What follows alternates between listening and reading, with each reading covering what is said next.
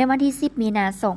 2025 ผู้แทนสมบูรณ์กองประชุมใหญ่องค์คณภาคกลุ่มใหญ่การเมืองป้องกันความสงบครั้งที่ 7 ได้พร้อมกันใส่สิทธิประชาธิปไตยบอนบัตรเลือกเอาคณะบริหารงานภาคกลุ่มใหญ่การเมืองป้องกันความสงบสมัยที่ 7 มีผู้ลงสมัคร 17 สหาย เลือกเอา 15 สหายกองประชุมข้างปฐมฤกษ์ภายใต้การเข้าร่วมของสหายพลเอกวิไลหลาคำฟองกรรมการกรมการเมืองศูนย์กลางภาครองนายกรัฐมนตรีกระทรวงป้องกันความสงบได้ตกลงเลือกเอา 1. สหายพลจัตวาคอนสวรรค์สมภาไซเป็นเลขาคณะบริหารงานภาคกรมใหญ่การเมืองป้องกันความสงบสมัยที่ 7 2. สหายพลจัตวาปริญญาเอกหุ่มพันธ์ผิวเข็มพรเป็นรองเลขา 3.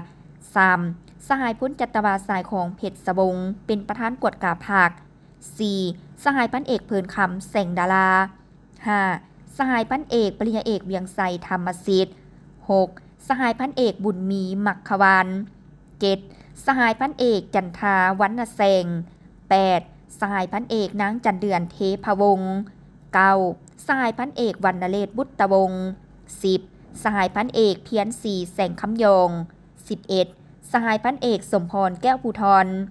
12. สหายพันเอกปริยาเอกสมพันธ์ศรีวงไซ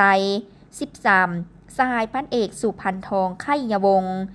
14. สหายพันเอกปริยาเอกลินทองแก้วประพันธ์และสหายพันเอกปริยาเอกคำจันทร์สุทธจักรเป็นคณะ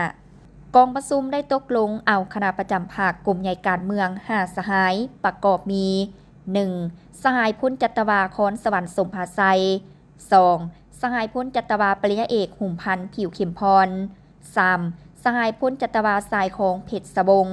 4. สหายพันเอกเพลินคำแสงดารา